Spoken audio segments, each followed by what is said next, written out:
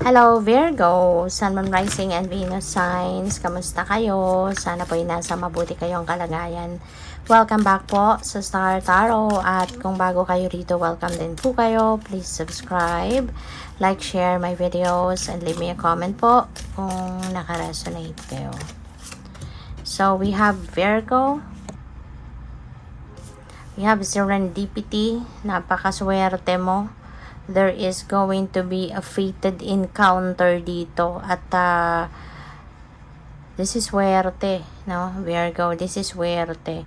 Maaring meron kang makilala dito na someone that is going to be bringing you good luck, good fortune. Maaring meron ka dito makikilalang tao na siyang maghahatid sa'yo ng breakthrough, you know, sa kung ano man ang problemang pinagdadaanan mo sa ngayon. Kung meron taong dadating na siya yung magdadala sa iyo ng swerte, no? Siya yung magdadala sa iyo ng solusyon sa iyong mga problema. This could be a situation na mangyayari na talagang siswertehin ka, you know. Maaaring maging swerte ka sa mga taong makikilala mo, sa mga taong dadating sa buhay mo, or siswertehin ka sa pera, siswertehin ka sa trabaho, yung mga ganon, no? So, ito yung swerteng hindi mo talaga inaasahan. Itong sitwasyon na hindi mo inaasahan, but yes, mangyayari at merong magandang sitwasyon ito na hatid sa buhay mo. So, there is a test. And this could be a test of faith, no? Ay, sorry po. Sorry, pasensya na. Ano ba yun? So, there could be something dito na mangyayari na masusubukan kung gaano ka katibay, kung gaano ka katatag, kung gaano kalalim ang pananampalataya mo. You know, Virgo? This could be something na matitest dito yung ano mo, yung hope, 'di ba? Yung faith, yung ganon, no? So, this could be a test of faith. Yun ang ganap dito. Masusubukan ka. You know, kung gaano ka katibay, kung gaano ka kalayo or kalalim, no? Yung kaya mong ipaglaban, yung ganyan. So, we also have epiphany. Cycles repeat until the lesson is learned. That's very true. Diba? Maaring may mga situation din ang iba sa inyo dito, Virgo, na may mga karmic debt, no? Kayo. At ngayon, yung cycle na to, diba? Mapuputol mo na yan.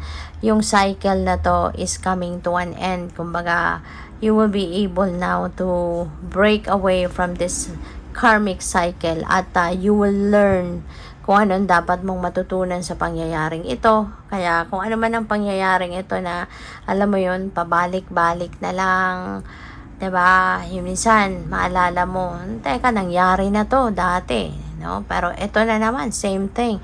So, baka ngayon, kumbaga, magbubukas na yung mata mo, magbubukas na yung sarili mo para dito, para intindihin bakit, no? I-analyze mo na ito sa ngayon. Teka lang, paulit-ulit na to nangyayari.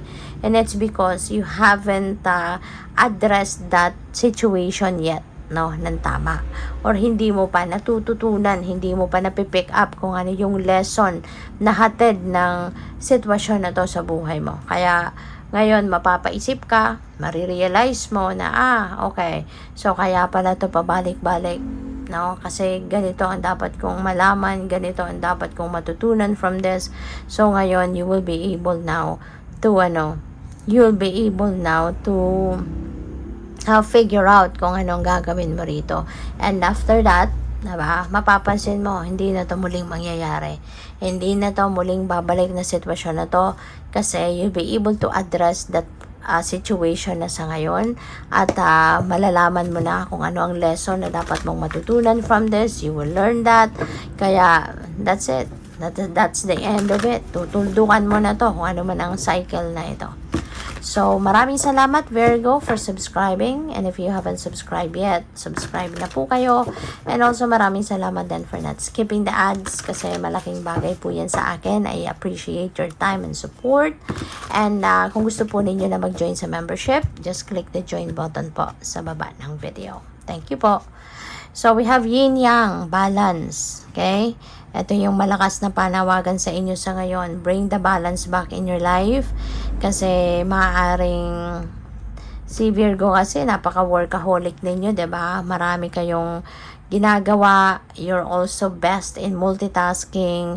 Kaya maaaring you're always preoccupied. Maaaring lagi kayong busy. Lagi kayong maraming iniisip, maraming ginagawa. Kaya maaaring may mga bagay or areas of life na nanineglect ninyo. Kaya this is a reminder para sa'yo na it's about time now for you to balance or bring the balance back in your life. Okay? Kailangan lahat ng area of life na papansin ninyo, na bibigyan ninyo ng oras, panahon at atensyon so that things will be alright. Okay? Kasi kapag may imbalance, diyan nagsisimula ang problema and we don't want that as much as possible. Gusto natin ng komportable lang. Diba? So, yun. Sort out your priorities. Okay? So, we have financial constraints. So, for some Virgo, maaaring merong mga pinagdadaan ng shortage sa pagdating sa finances. Mayroong mga financial constraints sa ngayon. And, wag ka mag-alala, Virgo, kasi God knows kung anong kailangan mo. God knows when do you need it. Kaya wag kang mag-alala, patuloy ka lang na magdasal, patuloy ka lang na umasa na yung universe will provide. Okay? Kasi gano'n naman talaga. Diba? The divine universe always provides for us. Kaya magpatuloy ka lang na magsipag, magtiyaga, at isipin mo kung paano mo ito malalagpasan. Kasi, 'di ba, may kasabihan na God helps those who help themselves. Kung ikaw ay dumidiskarte, iniisip mo talaga anong magagawa ko, paano ko susolusyonan ang problema ko, then you never know, 'di ba? Epiphanies will come and malilinawan ang inyong isipan. The divine will give you guidance kung paano mo masusolusyonan ito, saan ka pupunta, anong gagawin mo to find the solution for this. Diba? Kaya, lagi kang magdasal. Lagi kang magdasal kasi prayers are very powerful. Prayers bring answers. Kaya, yun. Okay? Kung ano man itong financial constraints na pinagdadaanan mo, for sure, you will find the solution to that. Pero kailangan, yun nga, yung mga na-mention ko kanina, gawin ninyo yun. Alright? Kasi hindi naman kusang babagsak lang ang solusyon. Diba? Kung hindi mo rin naman iisipan yan. So, we have the 4th chakra, Archangel Raphael. So, 4th chakra is our heart chakra. Ito yung puso natin, which governs love, which governs our emotions, our feelings, diba? Yung ganon. So, baka ang iba sa inyo, merong pinagdadaanan sa... Baka meron kayong mga emotional problems, baka merong pinagdadaan ng emotional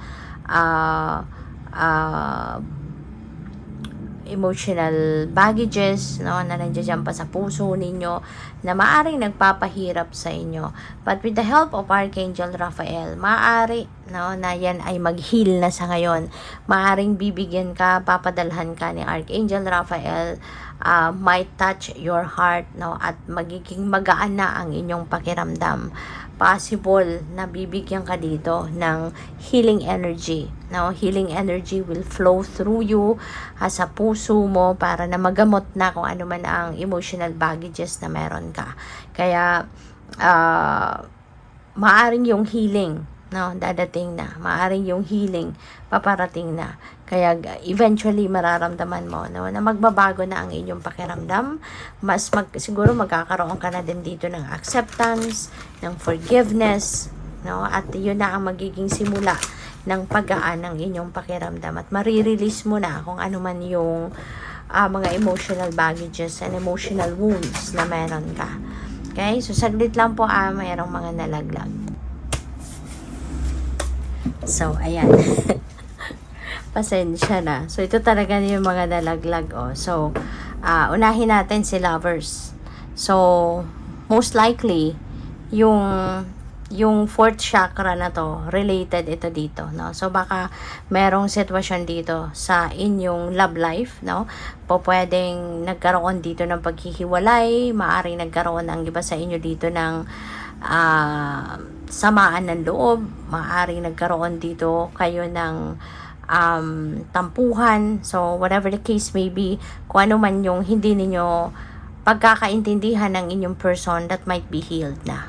No? Kasi baka ito yung nagpapahirap ng inyong kalooban, nasasaktan kayo, so that might be healed na. At maaaring magkausap na kayo, madiscuss na ninyo kung ano yung hindi pagkakaintindihan, and reconciliation might happen, and adjustments, change, pagbibigyan ninyo siguro ng bagong pagkakataon ng person ninyo at ang relationship ninyo itself na to start over, So, we also have the Ace of Wands. So, si Ace of Wands naman, this is new beginning.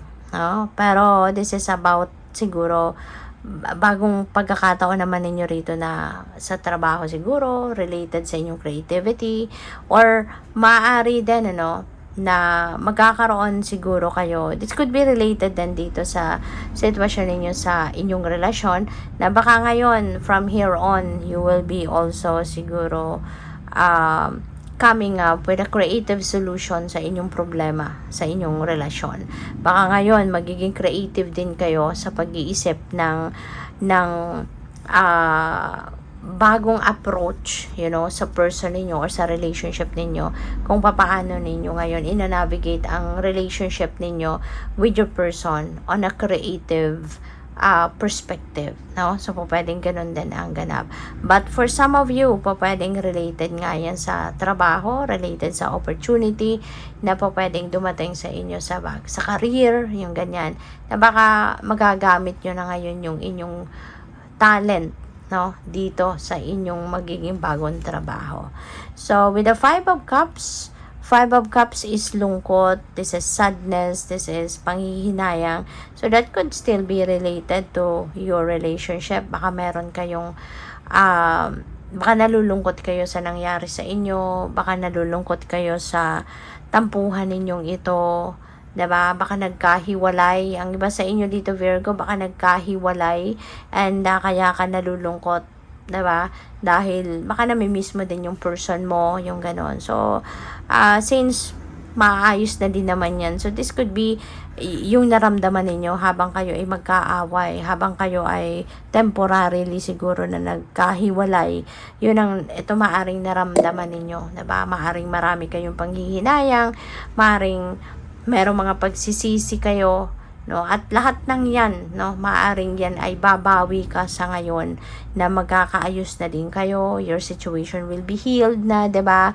So, ngayon sa pagbabalikan ninyo, pagkakaayos ninyo, maaring yung mga naramdaman ninyo na panghihinayang, pagsisisi during that time na magkaaway pa kayo, maaring ngayon gagawan mo yan ng paraan na ma-improve mo siya, no, or ma-address mo talaga yun, no, para hindi na kayo muling magkahiwalay or muling magkaaway.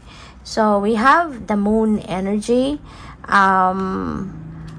Maraming siguro guidance ang universe ngayon na ipapadala sa'yo.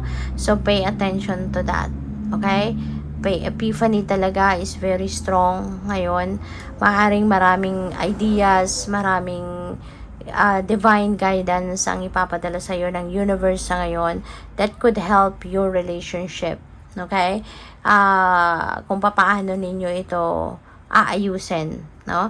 So, yun, baka nagdadasal din kayo for signs, 'di ba? Kaya pay attention to that, no? To that mga intuitive messages na dadating sa iyo, kasi for sure magkakaroon kayo ngayon ng makalinawan sa inyong isipan. For sure, merong guidance ang universe sa'yo kung ano yung best na gagawin mo to save your relationship or to save yourself from your person. Depende sa kung ano ang nangyayari sa inyo sa ngayon. Okay? So, we have the Eight of Cups. This is departure energy. So, pwede na ang iba sa inyo sa ngayon. Baka, for some of you, baka umalis na nga ang iba sa inyo. Baka iniwan nyo na nga yung person ninyo. You know? So, baka, eto na yun nangyari. Baka pansamantala lang ito, no, na umalis kayo at iniwan muna ninyo yung person ninyo para makapag-isip-isip kayo. So, parang backward, no, yung messaging. Parang ganun. Kasi, maaring ito yung nangyari. Baka, kaya kayo nalungkot, may mga pagsisisi, kasi maaring may mga nagawa kayong o may mga nangyaring sana ginawa ninyo, 'di ba? Maaring naisip ninyo, nagsisi kayo na sana ginawa ko ganito, ganyan, hindi sana kami nagkaaway, hindi sana kami nagkahiwalay. Kasi pwedeng umalis ka. Pwedeng umalis ka, pwedeng iniwan mo yung person mo pansamantala, no? Pero yun nga, baka talaga magkakaayos kayo, no, with fourth chakra energy. Baka magkakaayos din kayo talaga, no? Kaya kung umalis ka man, maaaring kayo ibabalik muli kasi magkakausap kayo. Archangel Raphael is going to heal your situation. Maybe your relationship is worth saving, kaya tutulungan ka ni Archangel Michael na mag-heal ang mga sugat sa puso mo. Kung ano man ang nag-push sa'yo para iwanan mo yung person mo, maaring yan ay maghihilom na din with the help of Archangel Raphael para kaya kayo ay maaring magkabalikan at magkasamang muli, ma-fix ninyo yung relationship. Okay? So, good luck. Thank you for watching. Love and light. Namaste.